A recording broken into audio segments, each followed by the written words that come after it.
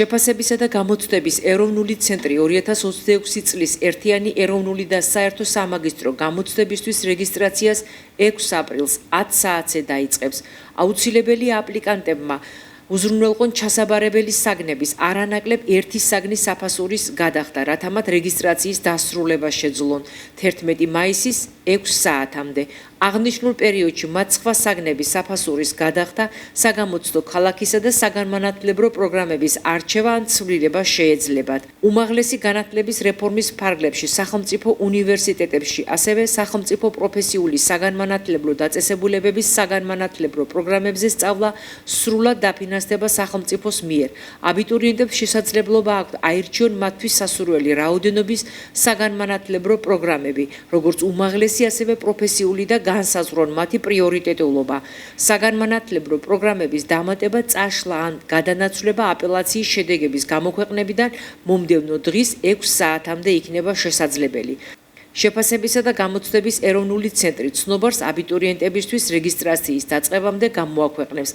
აღნიშნული დოკუმენტი მოიცავს ინფორმაციას ერთიან ეროვნულ გამოცდებთან დაკავშირებით, მათ შორის საგანმანათლებლო პროგრამების ჩამონათვალს, გამოცდებზე რეგისტრაციის ინსტრუქციას, საგამოცდო პროცედურებსა და პროცესის ეტაპებსა და წესებს.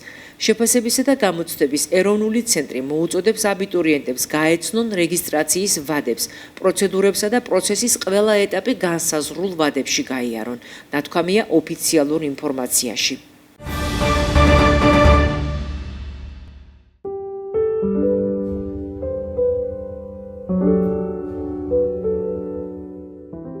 მეგახლავართ ავთანდილ ექსეულიძე, გარდენია ექსეულიძის დამფუძნებელი.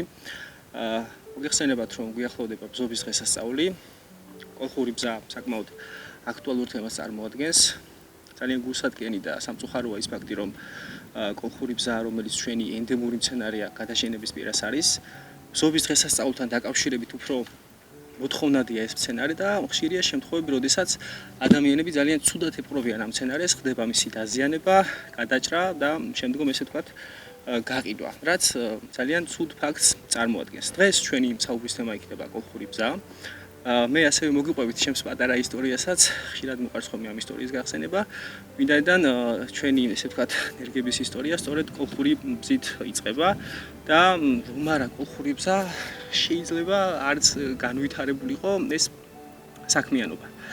ისტორიას რაც შეეხება, ჩვეულებრივად როგორც ყველა მორწმუნე 2019 წელს ტაძარში შევიძინე კალმის სახით მოჭრილი ბზა და ვიდეოებიდან ესე ვთქვათ სოციალურ ქსელიდან ვიცოდი, რომ კალმის საშუალებით შესაძლებელი იყო დაფესვიანება.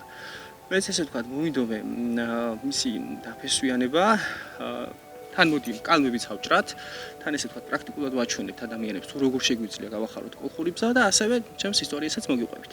ჩვეულებრივად მოჭრილი კალამი, ესეთი კალმები არის სწორედ, რომელიც ტაძარში იყიდება. კალამს ესე ვთქვათ ვასუფთავებთ, ზედმეტი ესე ვთქვათ ტოტებისაგან, ზედმეტი ფოთლებისაგან, ვჭრით სერად. არის ხოლმე ხშირი შემთხვევები, როდესაც სხვადასხვა მებაღეები, ესე ვთქვათ, სხვადასხვა ამ სფეროში გამოცდილი ადამიანები გვირჩევენ, რომ გამოვიყენოთ სხვადასხვა დამაფესვიანებელი, სხვადასხვა სტიმულიზატორი, მაგრამ ჩემი პრაქტიკიდან გამომდინარე, არ ვიყენებ არც ერთ დამაფესვიანებელს, ვინაიდან როცა საქმე გულით კეთდება, ისედაც ადვილად და კარგად გამოდის. ჩვეულებრივად ესე მოჭრილი გამზადებულ კალამს ვათავსებთ ფხვიერ მიწაში, თუ არ გვაქვს ესე ვთქვათ შეძენილი მიწა ეს ტორფი პერლიტი, ჩვეულებრივ ფხვიერ ტყის მიწაშიც არის შესაძლებელი მისი დაფესვიანება. სავსე ესეთ პატარა ჭიქებში ან კონტეინერებში რამდენიმე ერთად მოთავსებად შეიძლება, ესე ვათავსებთ და შემდგომ ესე დავდგებნით, რომ ესე ვთქვათ იყოს კარგად მოთავსებული და დაახლოებით 3 თვეში უკვე მას ექნება ფესვი. ეს უკვე არის ახალი სიცოცხლე, ახალი ენერგი, რომლითაც ვახარებთ როგორც ჩვენს გულს, ჩვენს თავს, ასევე ხელს უწყობთ კოლხური ბზის პოპულარიზაციას. რაც შეეხება ჩემს ისტორიას, ეს ყველაფერი კი გავაკეთე თავიდან ასე, მაგრამ არ მქონდა ამხელა პრაქტიკა, არ მქონდა ამხელა გამოცდილება, შესაბამისად კალამი გახმა. მაგრამ როცა უკვე საქმე მიდგა კონტეინერის გაცვლაზე და კალმის გადაგდებაზე, შევნიშნე, რომ მქონდა პატარა ფესვები გამოტანილი. ინსპირაციის წყარო გახდა სწორედ ეს, რომ ყოფილა შესაძლებელი. ამიტომაც დავიწყე მისი გამრავლება. ჩვენ სანერგეში დღეს წარმოდგენილია 6-7 სხვადასხვა სახეობის ბზა, ეს არის მოყვავილებზები, ჯრელიბზები, დეკორატიული ბზები და ასე შემდგომ. ბზობის დღესასწაული, ესე ვთქვათ, ქრისტიანული სამყაროსთვის ძალიან ძვირფასი დღესასწაულია და მინდა მოვუწოდო ადამიანებს, რომ ჩვენი წვლილი შევიტანოთ კოლხური ბზის გადარჩენაში, ჩვენი წვლილი შევიტანოთ და თითო ძირი, თითო ნერგი მაინც დავდგოთ თითოეულმა ადამიანებმა. ძალიან კარგი იქნება იმ კონტეინერით შეძენილი ბზა ვაკურთხებიოთ ტაძარში ბზობის დღესასწაულზე და შემდგომ ეს ბზა შეგვიძლია გქონდეს როგორც კონტეინერში, როგორც ასე ვთქვათ, აივანზე, ან პირდაპირ ჩვენს ეზოში დავდგათ. ასევე ხშირი არის ხოლმე შემთხვევები, როცა ამბობენ, რომ კოლხური ბზა იზრდება ძალიან ნელა, მაგრამ სწორი მოვლის პირობებში კოლხური ბზა იზრდება საკმაოდ კარგად. ეს ხა ჩვენ რასაც ვხედავთ, ნედლი, ახალი ნაზარდი რაც არის მთლიანად წლევანდელი ნაზარდი. ამიტომაც მითი იმისა, რომ კოლხური ბზა ძალიან ნელა იზრდება, ჩემი პრაქტიკული გამოცდილებიდან გამომდინარე, თქვათ სიმართლეს არ შეესაბამება. მოგილოცავთ ზღობის ბრწყინვალე დღესასწაულს, გისურვებთ ცხოვროთ მშვიდობიან და გამთლიანებულ საქართველოში.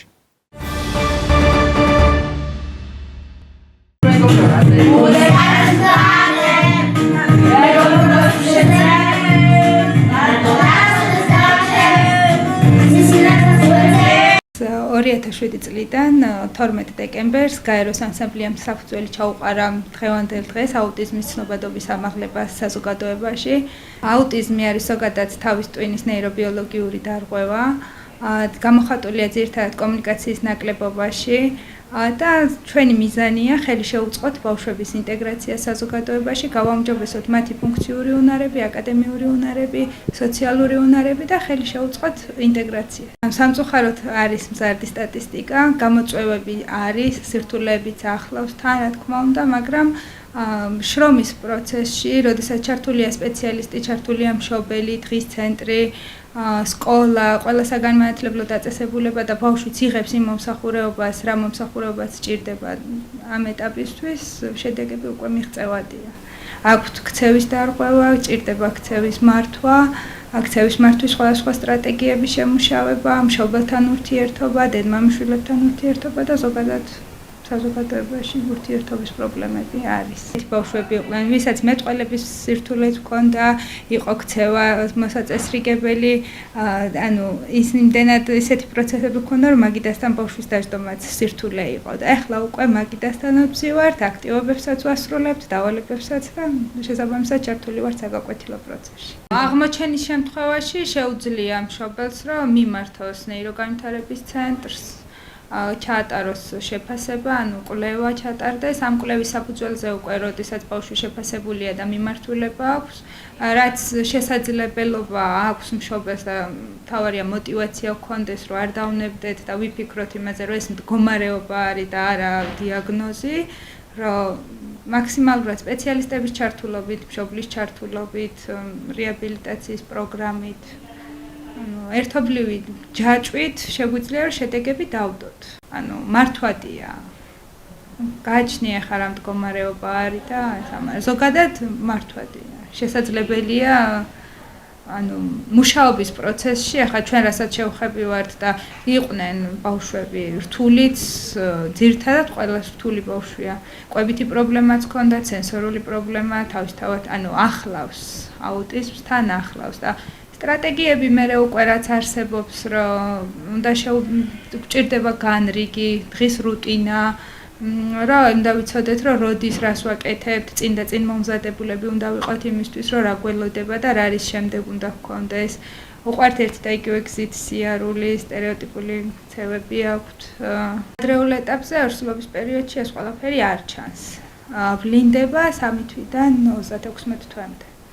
და შეიძლება კიდევ მერეც და 3 წლამდე, როდესაც უკვე სადიაგნოსტიკოდ შეიძლება, როცა ბავშვს არ აქვს თვალით კონტაქტი, არ რეაგირებს სახელზე, არ მეტყველებს, აქვს შეფერხებული რაღაც დარღვევების ფონზე, შეიძლება უკვე რომ ნიშანი იყოს, რომ მიმართოს სპეციალისტთან შეფასება გაკეთოს.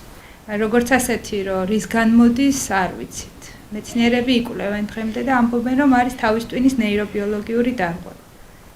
გუნდურობა, კომუნიკაცია, ურთიერთობა, გარემო, თვითონ ადამიანები, ბავშვებთან ურთიერთობა, ეს ყველაფერი ერთად ქმნის ერთ დიდ ოჯახს. და იმედის მომცემია ალბათ ჩვენთვისაც და მშობლების თვალითაც დანახული აქაურო. მე-7 წელი უკვე რაც ორიონში ვარ, ბევრს სწავლობ, დღითი დღე ვითარდები, მეხმარება როგორც ორგანიზაცია, ასევე ბავშვების გამოწვევები, რაც ყოველდღიურად პრაქტიკაში გვხვდება, ბევრს ვსწავლობთ ერთად ვიზრდები. შედეგი მიღწევადია, დიდი ძალისხმევა ჭირდება, შრომა, პასუხისმგებლობა, რომ რაღაცა მიზანი რო გვაქვს დასახული, რომ ეს მიზანი რეალობად ვაქციოთ, მშობლის მოლოდინი გავამართლოთ. ხელი შეუწყოთ თვითონ ბავშვის განვითარებას, რო ხედავთ ბავშვისთვის წინ გადადგმულ ნაბიჯს, თუნდაც მცირედი პატარა დოზით, ეს მშობლისთვისაც დიდი ბედნიერება არის, ჩვენთვისაც მამოტივირებელი ფაქტორია, რომ უფრო მეტ ბრძოლის უნარი ანს ხვდეს, რომ კიდე თითო აგურის მშენებლობით ბოლოს მაქსიმალურ შედეგამდე მივიდეთ.